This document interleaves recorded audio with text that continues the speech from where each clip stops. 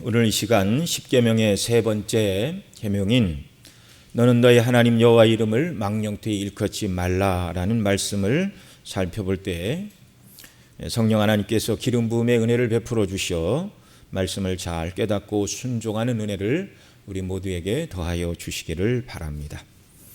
우리 지난 2시간에 걸쳐 십계명의 1계명과 2계명에 대해서 살펴보았는데요. 첫 번째 계명에서는 우리의 참 예배의 대상은 오직 여호와 하나님 한 분이시다라는 것을 살펴보았습니다. 그런데 때때로 우리는 하나님보다 더 귀하게 여기는 것들이 있음을 발견하게 됩니다. 우리 주님께서는 사람이 두 주인을 섬길 수 없다 말씀하시면서 사람이 하나님과 재물을 겸하여 섬길 수 없다 분명히 말씀해 주셨는데 때때로 하나님을 가장 사랑하고 귀하게 여기며 살아가야 되는 우리의 마음 또 삶의 우선순위 우리의 목적에 있어서 정말 세상의 것들이 처음에 자리를 차지하는 일들이 있다는 사실을 고백하지 않을 수 없습니다. 이 십계명은 천국에 가서는 완전히 지킬 수 있게 되겠죠. 그날이 이르기까지 우리는 하나님의 은혜를 간구하고 그래서 하나님이 기뻐하시는 사람으로 견고히 서도록 우리를 붙들어 주시기를 간구하며 또 이 계명을 완전하게 지키신 그리스도를 의지하여 다시금 힘을 내서 믿음으로 나가야 하는 것이죠. 두 번째 계명에서는 하나님께서 명하시지 않은 방법으로 하나님을 예배할 수는 없다는 것을 가르쳐 주셨습니다. 이 계명에서 금하는 것은 하나님의 형상을 만들어 섬기는 것도 금하셨고 또 다른 신들의 형상을 만들어 섬기는 것도 금하셨습니다. 인생은 그 누구도 하나님의 형상을 본 적이 없기 때문에 하나님의 형상을 만들지 말라라는 말씀입니다. 전능하시고 전지하신 하나님, 무소부재하시고 거룩하시고 의로우시고 사랑에 충만하신 그 영광의 하나님을 성경에 다 기록을 해 놓으셔도 우리가 배우고 또 배워도 그 하나님을 온전히 다 알기 어렵고 배워도 잃어버리는 것이 인간의 연약한 이런 지성인데요. 어떻게 인생이 이 영광스러운 하나님을 형상을 만들 수 있다는 말입니까? 본 적도 없으니까 만들지 말아야 되고 또 하나님께서 그 영광을 보여주셨다 할지라도 솜씨가 좋은 사람이 또 대단하게 무엇을 만든다 할지라도 무엇인가를 만드는 순간 그것은 사람이 손으로 만든 수공예품, 사람의 피조물이 될 뿐이고 우상이 될 뿐입니다. 절대로 하나님을 비교해서 그 무엇으로도 만들 수가 없는 것입니다. 하나님을 예배하되 형상을 만들어 하나님을 예배해서는 안 된다. 하나님의 명하신 방식으로만 하나님을 예배해야 되는데 오늘날 우리가 하나님을 예배할 때 예배의 모든 순서, 성경에 기록된 대로 기도와 찬송과 감사와 또 성경 읽기와 말씀 강론, 세례와 성찬과 같은 성경에서 예배하라고 주신 형식을 따라서만 우리가 하나님을 예배해야 된다. 우리가 앞 시간에 살펴봤습니다. 자, 이렇게 1계명에서는 참 예배를 받으시는 예배의 대상이 여호와 하나님 한 분뿐이라는 사실, 그리고 2계명에서는 하나님을 어떻게 예배해야 하는가 예배의 방식을 말씀해 주셨다면 오늘 우리가 살펴본 제3계명은 하나님께서 명하신 방식으로 예배드리며 하나님을 섬기는 성도들의 태도를 말씀해 주고 있습니다. 오늘 본문 출애굽기 20장 7절 말씀 한 번 더 읽습니다. 너는 너의 하나님 여호와의 이름을 망령되이 일컫지 말라. 나 여호와는 나의 이름을 망령되이 일컫는 자를 죄 없다 하지 아니하리라. 아멘. 유대인들은 여호와의 이름을 망령되이 일컫지 말라 그러니까 혹시라도 하나님의 이름을 부르다가 망령되이 일컬을까 싶어서 그들은 아예 하나님의 이름을 부르지도 않았습니다. 이제 유대인들이 하나님의 말씀을 지킨다고 너무 열심을 냈죠. 성경에 보면 염소를 그 어미 젖으로 삼지 말라 그런 말씀이 있습니다. 그래서 유대인들은 식사한 다음에 커피를 마시지를 않습니다. 왜냐하면 커피에 보통 우유가 들어가는데 염소 고기를 먹고 혹시 그 커피에 들어간 우유가 그 새끼를 낳은 어미가 짠 우유가 들어갈 수도 있다. 그래서 하나님의 말씀을 어겨서는 안 된다 이렇게 생각을 하고 식사를 하고 커피를 먹지 않는다 그렇게 말합니다. 이게 이제 전통 유대인들은 지금도 그렇게 지키고 있다는 것입니다. 나름대로 하나님의 말씀을 침범하지 않게 하기 위하여 율법의 울타리를 치는 것입니다. 울타리를 딱 쳐놓고 성경에는 없지만 이 율법의 말씀을 지키기 위하여 울타리를 쳐놓고 넘어가지 않으려고 애쓰는 것. 참 그런 마음의 자세는 참 좋죠. 그런데 잘못된 부분들이 바로 그런 것들이죠. 여호와 이름을 망령되이 일컫지 말라 그러니까 하나님의 이름을 부르지를 않았습니다. 여호와 하나님, 우리가 보통 여호와라고 부르는 하나님의 이름을 영어식으로 표현을 하면 모음만 있습니다. YHWH. 자, 여러분 한번 누가 발음 한번 해보시죠. 어떻게 발음해야 될까요? 어떻게 발음해야 되는지 알 수가 없습니다. 왜냐하면 모음이 없기 때문에 그렇습니다. 본래 유대인들은 자음으로만 글씨를 쓰고 말할 때는 그 자음에 자기들 나름대로의 통일된 모음을 붙여서 발음을 했는데 하나님의 이름이 나오면 이렇게 히브리어는 이렇게 안 쓰죠. 영어식으로 발음 음가가 이제 YHWH가 되는데 이렇게 쓰고서 읽기는 나의 주라는 뜻의 아도나이로 바꾸어서 읽었습니다. 유대 전승에 의하면 대속죄일에 대제사장이 1년에 지성소에 한 번 들어가는데 그 지성소에 들어가 바로 하나님의 이름을 부르며 바로 속죄의 제사를 드렸다 이렇게 전해지고 있습니다. 그러다가 여러분 아시는 것처럼 유다가 바벨론에 망하고 포로로 끌려가고 히브리어를 사용하지 않아서 어떻게 말하는가 언어를 잃어버린 시대가 있었습니다. 포로에서 돌아온 이후에 자음으로만 된 그들의 언어에 이제 모음을 붙여서 쓰기도 하고 읽기도 시작을 하였는데요. 오늘날 우리가 여호와 또는 야훼라고 부르는 하나님의 이름도 바로 이 YHWH의 나의 주라는 히브리어 아도나이라는 바로 그 단어에 아도나이라고 부를 때 모음을 여기다 붙여가지고 발음을 하니까 여호와 또는 야훼로 발음이 되는 것일 뿐이지 본래 여호와께서 모세에게 말씀하신 내 이름이 무엇이다라고 말씀하신 그 이름이 어떻게 발음이 되는지 정확하게 아는 사람은 아무도 없다는 것입니다.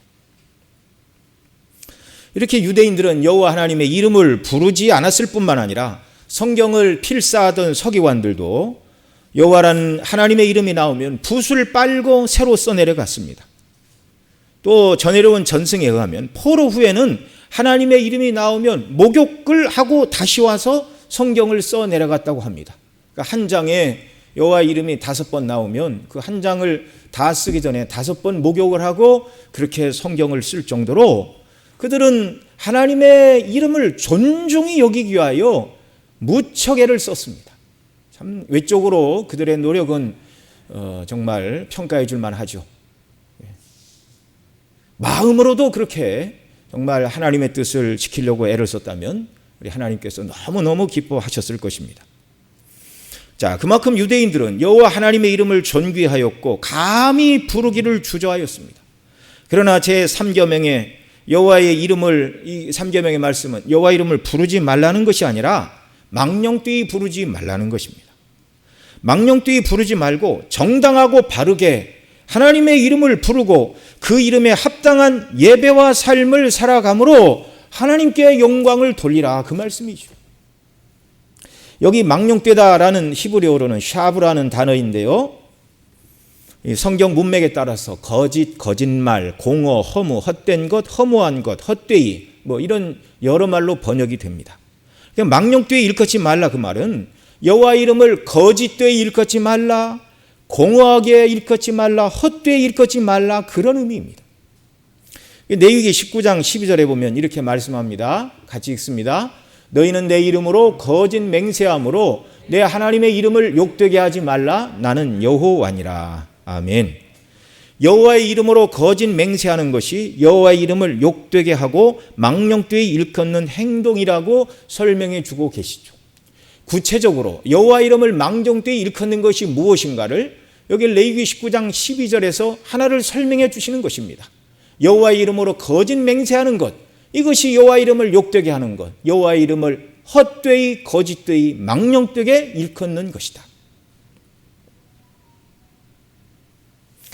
내 이름을 망령되이 일컫지 말라는 말씀은요, 하나님의 거룩한 이름으로 거짓말을 하지 말라, 악하게 사용하지 말라, 잘못 사용하지 말라, 헛되게 사용하지 말라, 그런 뜻이죠.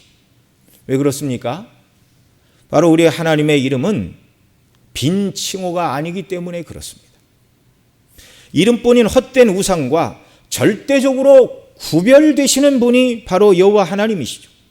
그러니 그런 영광스러운 하나님의 이름을 망령되이, 곧 거짓되게 사용하거나 악하게 사용하거나 잘못 사용하거나 헛되게 사용하지 말라는 말씀이죠.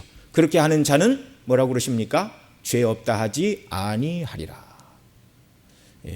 하나님의 이름으로 거짓 맹세하고 거짓말을 하는 것, 하나님께서 매우 싫어하시는 일입니다. 초대 예루살렘 교회의 아나니와 삽비라를 여러분이 잘 아실 것입니다. 그들이 밭을 팔았습니다. 근데 성령을 속이고 베드로한테 나왔습니다. 베드로가 알고 묻죠. 이것이 밭 판 것의 전부이냐? 일부는 부었습니다. 그렇게 말해도 되는데 거짓말을 했어요. 네, 전부입니다. 그러자 그의 혼이 떠났고 3시간 후에 그의 아내 삽비라가 왔습니다. 또 역시 이것이 밭을 판 것의 전부이냐? 이렇게 말할 때 네, 전부입니다. 이렇게 말할 때 역시 삽비라도 그 혼이 떠나고 말았습니다. 하나님의 성령을 속이고 정말 하나님 앞에 거짓말을 한 것이죠. 망령되이 하나님의 이름을 사용하는 것입니다.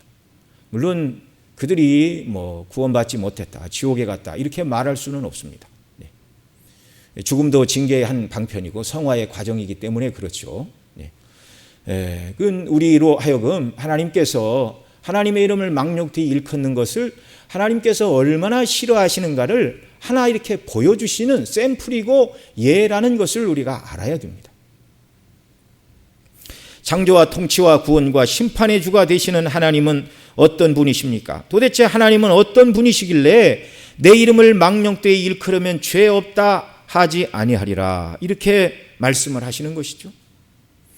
먼저 하나님은 모세에게 우리가 잘 아는 것처럼 당신의 이름을 여호와로 나타내 주셨습니다.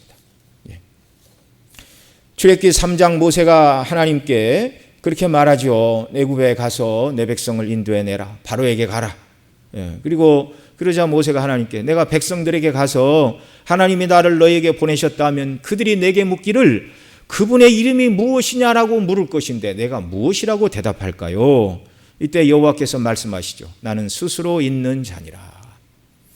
이것이 하나님의 이름일 뿐만 아니라 하나님께서 내가 어떤 분이고 어떤 존재라는 것을 설명해 주시는 말씀이기도 한 것입니다.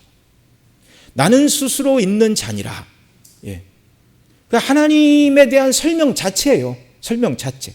스스로 자존하시고 자족하시고 그 모든 것도 원대로 전능하신 능력으로 말씀으로 창조하시는 하나님, 그분이 여호와라, 이 말씀입니다.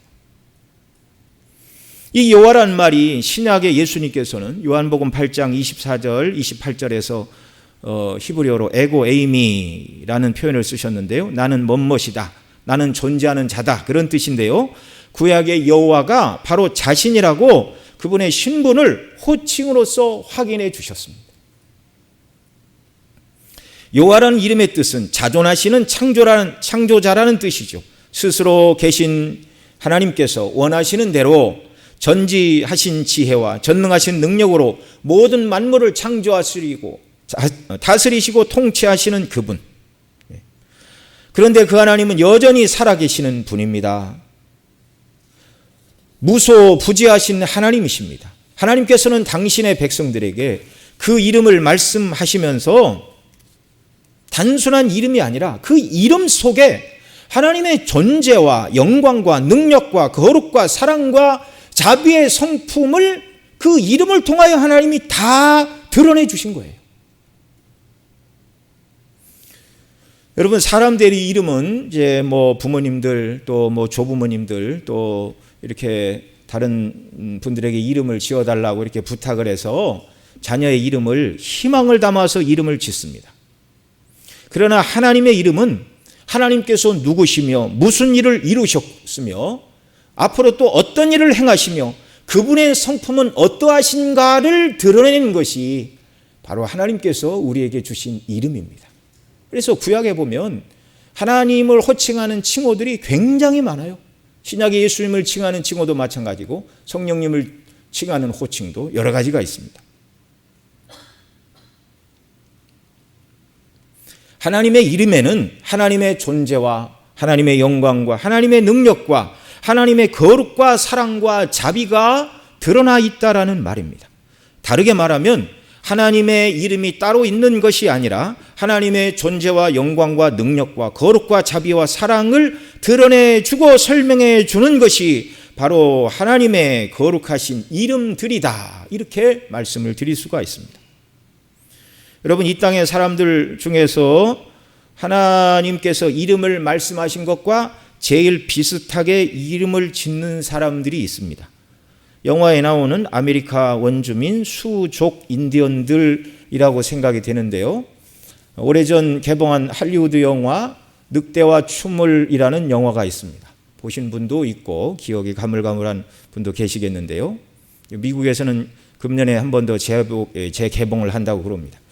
자, 이 늑대와 춤을에 나오는 영화 주인공 전쟁 영웅인 육군 중위 존 더바가 인디언 수족의 삶에 매료되어 그들과 이렇게 생활을 하다가 얻은 이름인데, 이 주인공이 늑대를 길들이고 늑대와 함께 거닐었습니다. 원주민들이 보기에 늑대는 그 습성상 길들여지지 않는 짐승인데 늑대가 사람과 이렇게 함께 걸어다니고 그러니까 그 원주민들이 보기에 마치 그 사람과 늑대가 춤을 추는 것처럼 보였어요. 그래서 인디언들이 붙여준 이름이 바로 늑대와 춤을입니다.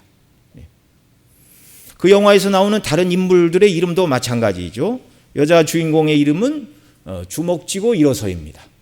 이 여인이 백인이었는데 어린 나이에 원주민들과 살게 되었습니다. 근데 부모도 없이 이렇게 그 무리에 섞여 살다가 항상 당하고 살았는데 어느 날 이 여주인공이 각성을 하고 자기를 구박하고 못되게 구는 사람에게 주먹쥐고 일어서서 싸우니까 붙여진 이름이 이제 주먹쥐고 일어서. 그때 이제 이름이 달라지는 것이죠. 그 영화에 나오는 극중 인물 중에 또 하나가 언제나 웃는다고 해서 붙여진 언제나 웃음.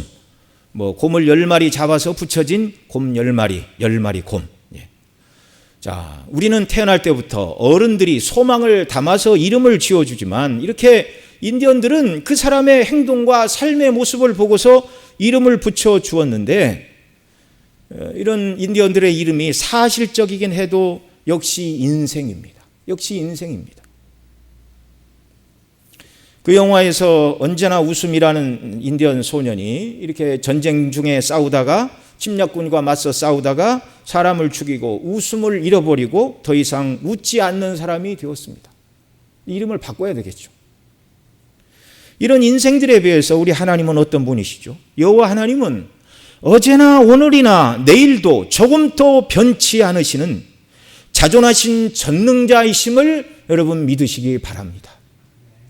그 하나님이 모든 것을 창조하셨고 통치하셨고 그리스도 안에서 저와 여러분을 구원하셨고 그분이 지금도 우리를 지키시고 보호하고 계심을 믿으시기 바랍니다.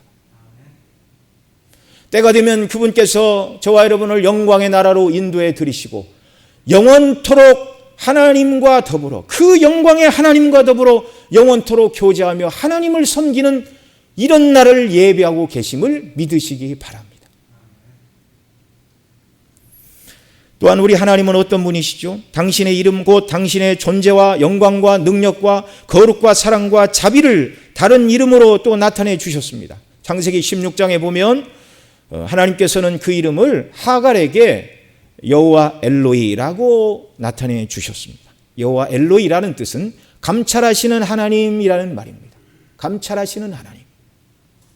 하갈은 여주인 사레가 그 남편 아브라함에게 아이를 낳으라고 드린 사레의 여종이었죠. 그런데 이 하갈이 임신한 줄을 깨닫고 그 여주인 사레를 멸시하였습니다. 사레가 이 하갈을 학대하니 하갈이 사레 앞에서 도망을 쳤습니다. 하갈이 도망쳤던 팔레스타인의 광야는 끝없는 사막지대로 마실 물도 식량도 구하기가 어렵고요. 임신한 몸으로 낮에는 뜨거운 태양빛, 밤에는 추위와 싸워야 했는데 그러다가 말 그대로 사막에서 오아시스를 발견했습니다. 그때 주의 사자가 하갈에게 나타나서 내 여주인에게로 돌아가서 그 수하에 복종하라 하였고 또 그에게 이르되 내가 내 씨를 크게 번성케 하여 그 수가 셀 수 없게 하리라. 내가 임신하였은즉 아들을 낳으리니 이름을 이스마엘이라 하라. 이는 여호와께서 내 고통을 들으셨음이니라. 이렇게 말씀해 주셨습니다. 하갈은 전적으로 자기가 잘못해서 생긴 일이었습니다. 그럼에도 불구하고 자신의 고통하는 소리를 들으시고 자기를 찾아오시고 돌아보시는 하나님이심을 깨닫고 하갈이 하나님을 부르되 감찰하시는 하나님 여호와 엘로이의 하나님의 이름을 부르며 영광을 돌렸습니다. 그리고 그 우물의 이름을 나를 감찰하시는 생존자의 우물이라는 뜻의 부헬라의 로이로 그 우물의 이름을 지었습니다. 이 사실을 창세기 16장 13절로 14절에서 이렇게 말씀하는데요. 제가 읽어드리겠습니다. 하갈이 자기에게 이르신 여호와의 이름을 감찰하시는 하나님이라 하였으니 이는 내가 어떻게 여기서 나를 감찰하시는 하나님을 배웠는고 함이라. 14절 같이 읽습니다.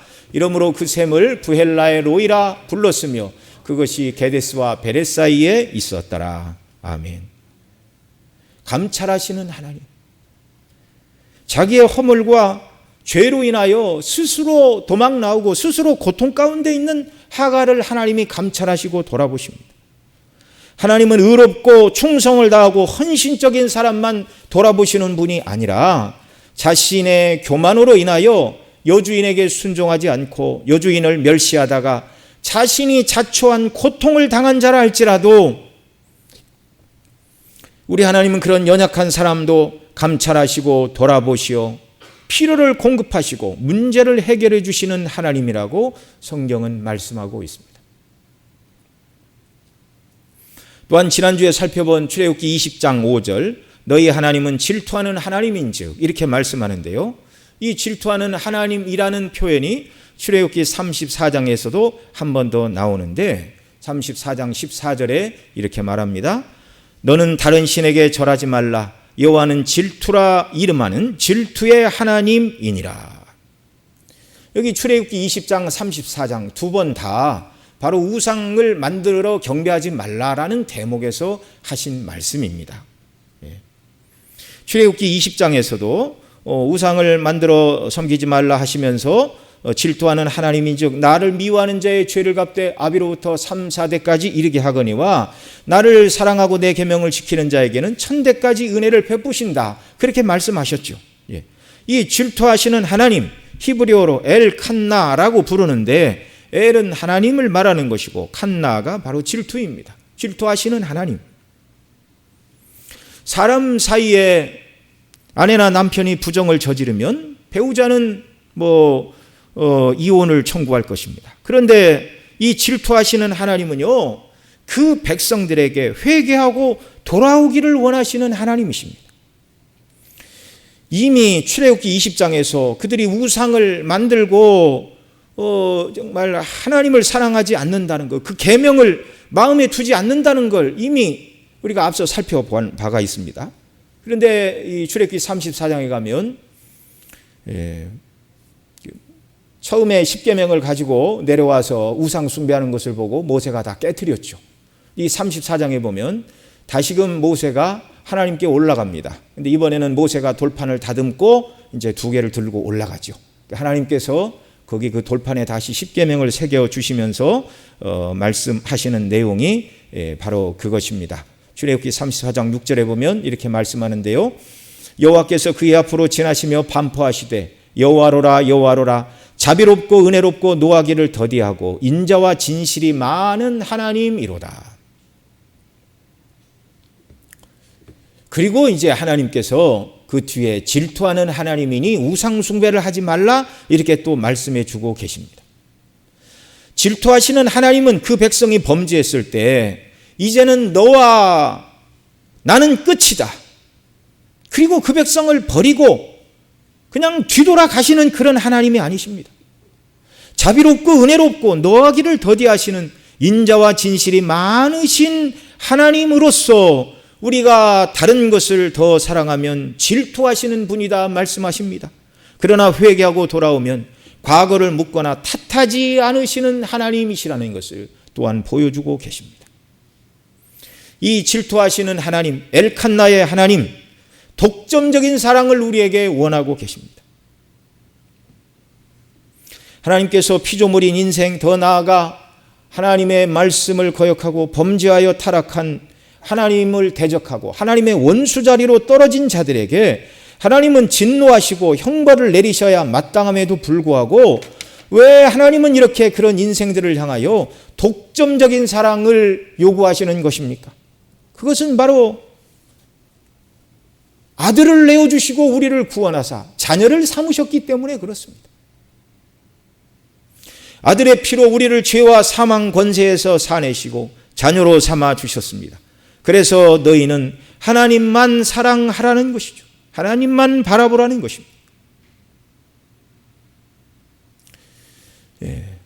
하나님의 이름이 여러 가지가 있지만 지금 간단하게 세 개만 말씀을 드렸습니다. 여호와 하나님의 이름의 뜻, 그리고 또 하갈이 말한 감찰하시는 하나님, 그리고 질투하시는 하나님.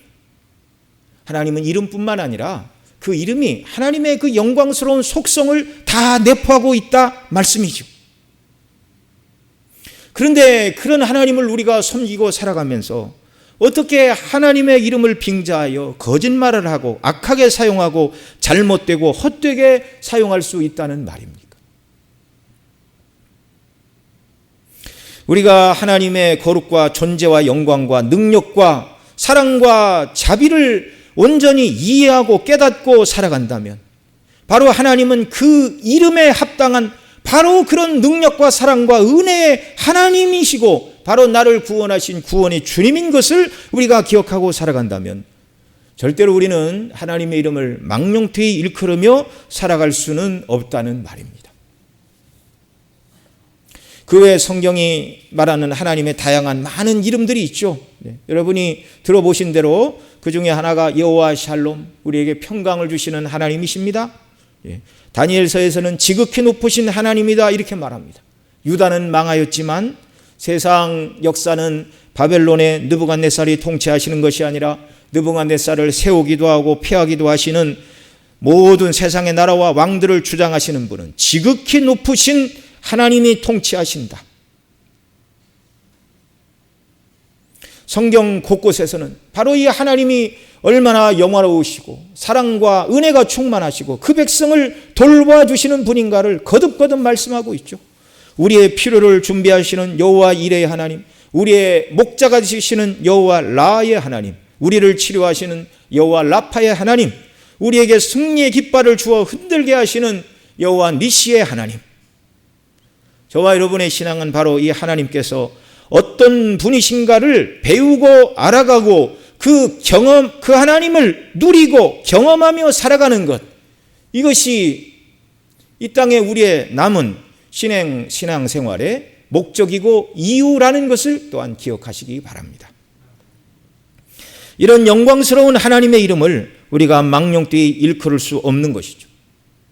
그러면 하나님께서 여호와 이름을 망령되이 일컫지 말라고 하신 것은 어떤 뜻이 있습니까? 웨스트민스터 소유리 문답 45번 45문에 이렇게 묻고 대답하고 있습니다. 45문 같이 읽고 답도 같이 읽습니다. 제3계명에서 명하는 것은 무엇입니까? 제3계명에서 명하는 것은 하나님의 이름과 칭호와 속성과 규례와 말씀과 행사를 거룩하고 존경하는 마음으로 사용하라는 것입니다. 다음 제55문요. 제3계명에서 금지하는 것은 무엇인가요? 제3계명에 금지하는 것은 무엇이든지 하나님이 자기를 나타내신 것을 더럽히거나 잘못 사용하는 것입니다. 바로 우리가 이런 죄를 피해야 되고 적극적으로 하나님의 이름을 바르게 존경하는 마음으로 사용해야 되는 사람들이 되어야 된다는 것입니다. 자, 먼저 제3계명이 금하는 몇 가지 죄가 있습니다.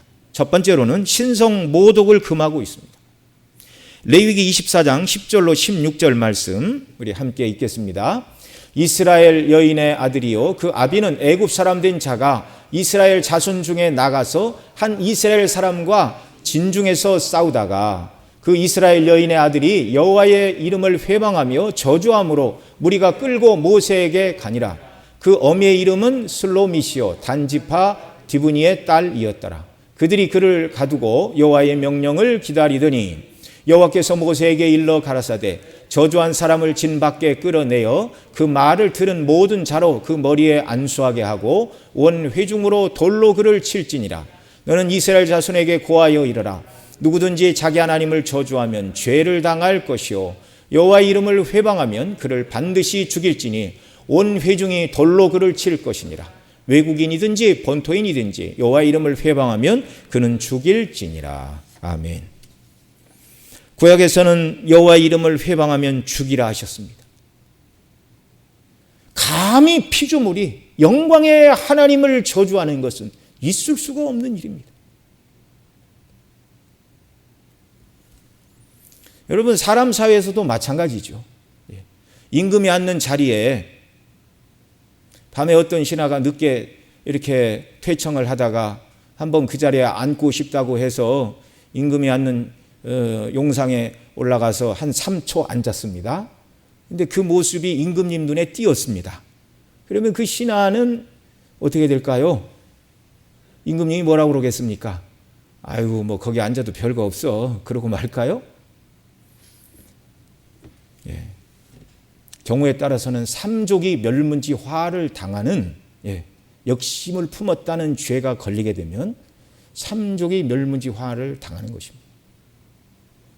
사람 사이에서도 가장 높은 지존자의 자리를 감히 앉을 수도 없어요.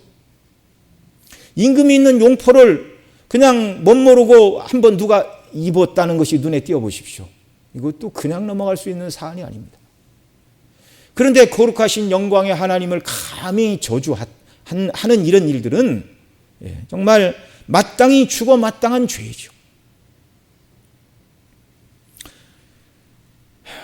지금도 왕들이 통치하는 나라들이 있는데 여행을 가신 분이 너희 왕의 이름이 무엇이냐 이렇게 물었더니 대답을 하지 않더라는 것입니다. 처음에는 자기 나라 왕의 이름도 모르는가 그렇게 생각을 했는데 그것이 아니고 자기 같은 평민이 감히 왕의 고명하고 존귀한 이름을 입에 담기가 죄송스러워서 왕의 이름을 말하지 않더라는 것입니다. 그런데 하나님을 저주하는 것은 더 말해서 무엇하겠습니까? 그럼 우리는 때로 어려운 일을 만나고 이해할 수 없는 고통이 찾아온다 할지라도 하나님을 원망하거나 불평하거나 예수님을 믿는 것이 무슨 유익이 있는가라고 그런 말을 입 밖으로 내는 것을 매우 조심해야 한다는 것입니다.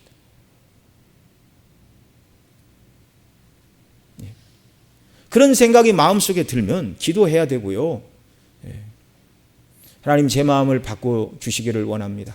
저는 언제 고난을 당하고 죽는다 할지라도 나의 죄에 비해서 하나님이 나에게 징계하시는 것은 너무나 가볍고 무엇보다 그리스도 안에서 구원해 주신 은혜에 비추어 볼 때 하나님께서 제게 주신 은혜는 너무나 큰 은혜요. 하나님이 주실 수 있는 최고의 은혜와 복을 주셨음을 깨달아 알게 해주시고 내 마음속에 하나님에 대하여 일어나는 반감이나 이런 불평이나 불순종 이런 것들이 다 사라지는 은혜를 달라고 기도해야 할 줄로 믿습니다. 시편 73편 기자가 그렇게 말했죠. 악인들은 평안하고 재물이 늘어나고 죽을 때에도 고통이 없이 죽는데 나는 조금만 잘못해도 고난을 당하니 하나님을 경외하고 섬기는 것이 도대체 이게 무슨 유익이 있는가 그 말을 하고 싶었는데 참았어요. 이 사람이 너무너무 잘했죠. 내가 오래도록 예수님 믿고 하나님을 섬겼지만 유익이 무엇이냐라고 이 말을 했더라면 하나님의 아들들에게 죄를 짓는 것이고 하나님 앞에 죄를 짓는 일이었습니다. 여러분 우리가 어떤 경우에도 하나님을 향하여 불평과 원망과 저주의 말은 말할 것도 없고요. 우리의 입술을 항상 살아계시고 감찰하시는 하나님 앞에서 우리의 생각과 우리의 마음을 잘 정돈하며 어려운 일도 믿음으로 잘 감당하는 일이 있어야 할 줄로 믿습니다. 영어를 사용하는 영미권의 사람들은 대화를 하다가 갑자기 하나님을 찾고 예수님을 찾습니다. 경건한 사람들이어서가 아니고 여러분 들어보셨죠? 오 마이 갓, 지저스 크라이스트. 이 말은 위기에 하나님 나를 도와주세요 그 말이 아니고 영어식 욕입니다. 욕. 우리가 의식으로든 무의식으로든 그리스도인들은 이런 말을 사용해서는 안 되고요. 모르고 사용하는 사람들에게는 그걸 가르쳐 주어야 합니다. 누군가가 하나님의 이름을 잘못 부르고 있는데 가만히 성도가 듣고만 있는 이것도 잘못된 일입니다. 그것을 모르고 사용하는 사람이 모욕감을 느끼지 않도록 지혜롭게 바로잡는 일들이 우리에게도 필요한 것이죠. 두 번째로 우리는 다른 사람과 대화를 하거나 또는 거래를 하면서 또는 법정에서 자기 말을 믿게 하려고 여호와의 이름으로 거짓 맹세하는 일을 하지 말아야 됩니다. 그렇게 하는 일이 여호와 이름을 망령되이 일컫는 일임을 우리가 알아야 됩니다. 자신은 지킬 마음이 없으면서 하나님의 이름으로 헛되게 맹세를 하거나 또는 사실이 아닌 것을 자신의 유익을 위해서 거짓으로 꾸며 이야기를 하며 하나님의 이름으로 진실을 말하는 것처럼 하는 것. 성도들은 굳이 하나님의 이름으로 맹세하지 않는다 할지라도 하나님을 섬기는 성도가 맹세하는 것은 하나님 앞에서 맹세하는 것입니다. 그러니 내가 하나님의 이름으로 맹세하는 것은 아니지만 이라고 말한다 할지라도 거짓이 아닌 것을 가지고 맹세하는 것은 하나님의 이름의 영광에 누를 끼치게 되는 일이라는 말입니다. 이런 일들이 바로 제3계명에 대한 직접적인 남용, 오용, 악용. 하나님은 이런 자를 죄 없다 하지 아니하신다 말씀하시는 것이죠. 남의 재산이나 건강을 해롭게 하는 것도 큰 잘못이지만 타인의 이름과 명예에 손상을 주면 명예훼손이 되는 것입니다. 여러분, 저와 여러분의 말과 행동에는요, 하나님의 이름표가 붙어 있어요. 그리스도인. 저와 여러분이 말과 행동을 어떻게 하느냐에 따라서 하나님이 영광을 받으시기도 하고 하나님의 거룩하신 이름이 훼손이 되기도 한다는 것을 우리는 기억해야 됩니다. 자존하시고 항상 어디나 계시며 우리를 감찰하시고 모든 사랑을 다 주시고 우리로 하여금 나만 사랑하라 말씀하시는 그 질투하시는 하나님, 감찰하시는 하나님, 여호와 하나님, 그 하나님은 하늘의 하늘이라도 다 담을 수 없는 크고 영화로우신 우리 하나님이신데 그 하나님의 사랑을 받아 구원받은 자녀가 세상적인 내 유익을 위해서 존귀하시고 거룩하신 하나님의 이름을 망령되이 일컫는다면 하나님께서 얼마나 서운하게 생각을 하시겠습니까? 이사야 43장 21절에 저와 여러분을 구원하신 이유를 이렇게 말씀합니다. 같이 읽습니다. 이 백성은 내가 나를 위하여 지었나니 나의 찬송을 부르게 하려 함이니라. 아멘. 저와 여러분이 구원받은 목적은 바로 영화롭고 존귀로우신 아버지 하나님의 이름과 명예를 높여드리는 일, 하나님을 찬송하고 영광을 돌리는 것.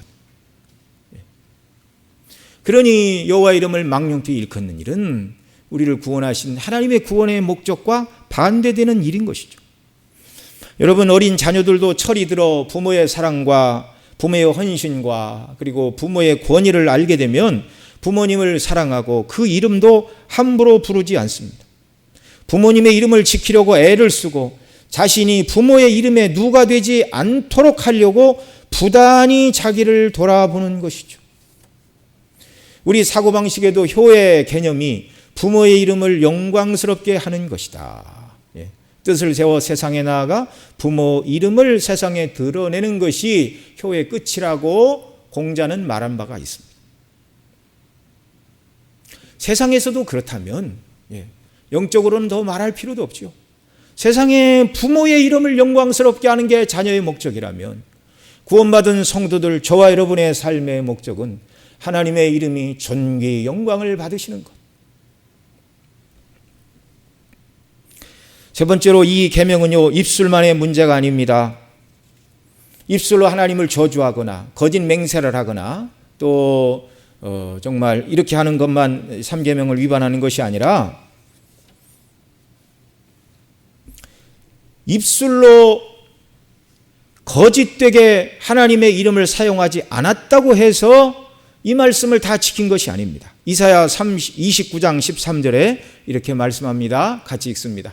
주께서 가라사대 이 백성이 입으로는 나를 가까이하며 입술로 나는 나를 존경하나 그 마음은 내게서 멀리 떠났으니 그들이 나를 경외함은 사람의 계명으로 가르침을 받았을 뿐이라. 아멘. 입술로는 나를 존경하나 마음은 내게서 멀도다.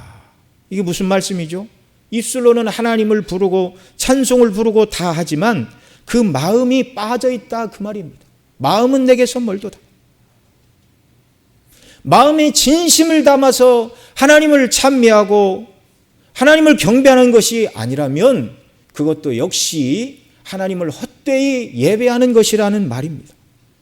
오늘 우리가 하나님을 예배하러 나온 이 자리에 하나님에 대한 어미하심과 경배의 마음 없이 구원의 기쁨과 감격 없이 하나님을 입술로만 찬송하고 예배해서는 안 된다는 말이죠.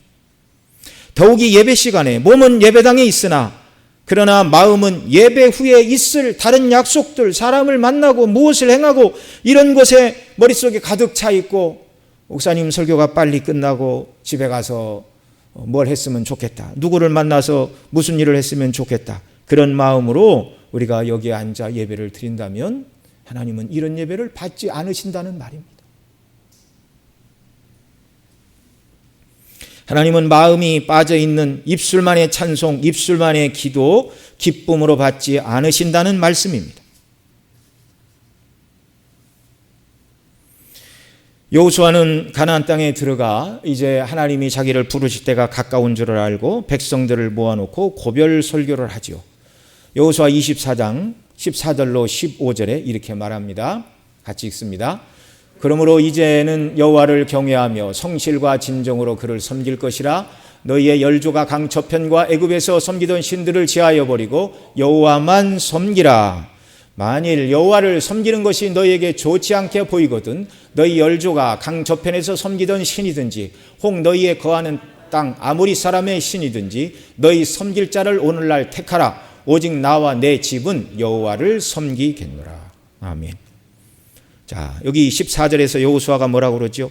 오직 나와 내 집은 여호와만 섬기겠다 말하고 있는데 하나님을 어떻게 섬겨야 되는지 14절에서 말하고 있죠. 하나님을 섬기되 마지못해 무덤덤하게 하기 싫은데 억지로가 아니라 여호와를 경외하며 성실과 진정으로 섬겨야 된다.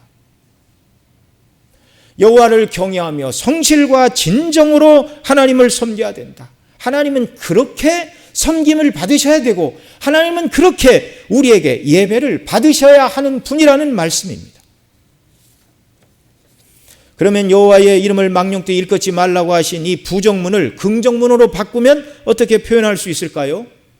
우리 주님께서 가르쳐 주신 기도문의 첫 번째 간구가 바로 이것이죠. 하늘에 계신 아버지여 이름이 거룩히 여김을 받으시오며.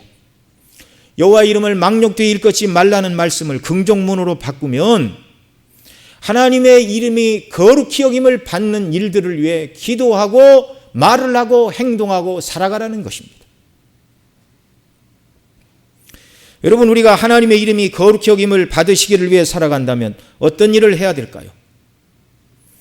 먼저는 하나님과 하나님의 일들에 관해서 겸손히 높이고자 하는 마음과 태도로 하나님의 행사를 말해야 되고 또 그렇게 말하는 것을 즐겨 들어야 됩니다. 이것은 태도의 문제입니다. 성도들의 태도의 문제. 하나님을 어떻게 대하는가? 또한 성경이 계시하고 가르치는 대로 그리스도 안에서 우리를 구원하사 자녀 삼으시고 천국의 후사로 삼으신 하나님의 은혜의 영광을 높이고 찬미하는 것, 바로 이것이 하나님을 영광스럽게 일컫는 것임을 여러분 기억해야 됩니다. 누구를 만나도 참 신은 여호와 하나님 한 분뿐이요 그분이 죄 가운데 빠진 우리를 그 아들을 통하여 우리를 구원해 내셨다라고 하나님을 자랑하고 증거하는 역사가 우리에게 있기를 바랍니다. 저 어린 시절 학교 이렇게 점심 먹고 그럴 때는 이렇게 애들이 뻔히 쳐다보는데 도시락 뚜껑을 열고 기도는 항상 했습니다. 그런데 이렇게 기도하면 누가 와서 이렇게 반찬도 퍼가고 뭐 별 시비를 거는 사람도 다 있죠. 네. 예.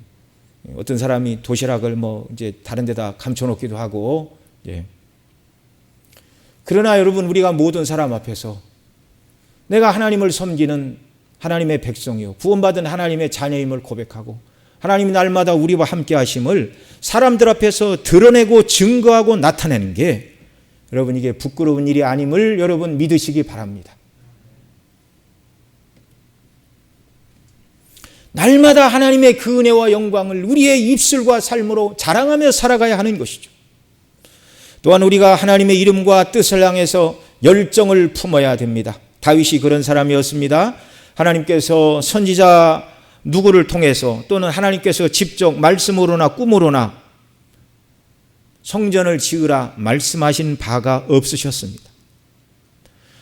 그런데 다윗은 하나님의 이름의 영광을 위해서 하나님의 궤가 천막이 아니라 나는 백향목으로 지은 궁궐에 살고 있는데 여호와의 궤는 장막에 있도다.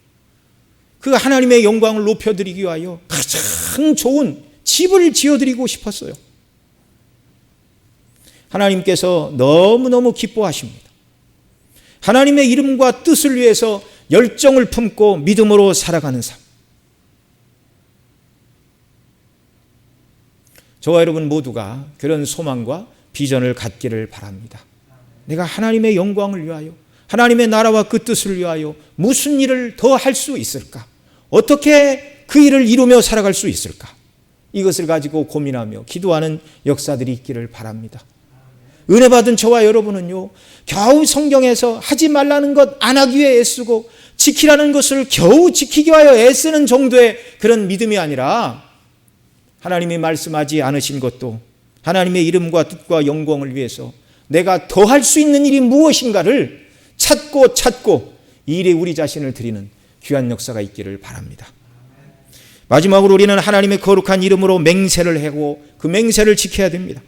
결혼식 할 때 하나님 앞에서 맹세를 하죠. 성직을 받을 때도 맹세를 하죠. 우리가 세례를 받을 때도 맹세를 합니다.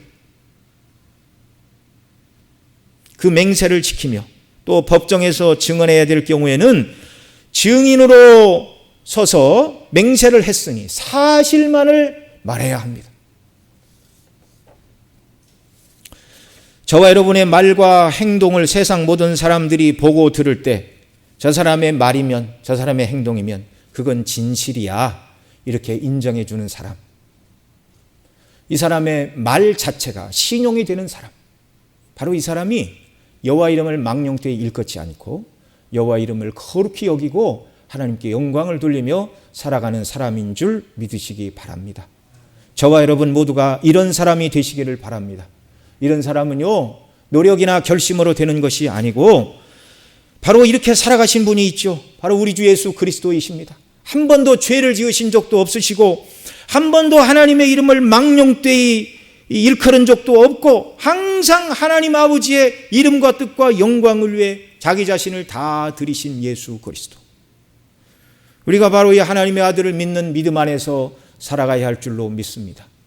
또한 이 일을 가능하게 하시는 것은 하나님의 성령님의 역사인데요, 성령께서는 우리로 하여금 말씀을 깨닫게 하시고 그 말씀에 우리 마음에 불처럼 일어나게 하시고 그 말씀에 순종하는 은혜를 베풀어 주시는데, 날마다 그리스도를 의지하고 성령의 도우심을 구하여 저와 여러분의 말이 세상 사람들 볼 때 저 사람이 하는 말은 진리야라고 받아들이는 하나님 앞에 정직하고 거룩한 사람, 또 우리 입술로 하나님의 은혜의 영광을 찬미하고 어떤 경우라도 거짓을 말하거나 망령되이 일컫지 않으므로 이 3계명을 온전히 이루고 주께 영광 돌리며 이 땅을 살아가는 저와 여러분 모두가 되도록 주께서 은혜 베풀어 주시기를 바랍니다.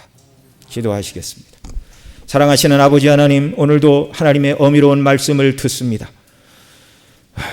너는 내 이름을 망령되이 일컫지 말라. 내 이름을 망령되이 일컫는 자를 죄 없다 아니하리라 말씀하신 아버지 하나님, 하나님의 이름은 하나님의 거룩하신 성품과 하나님의 행사와 하나님의 존재의 영광을 다 드러내고 있습니다.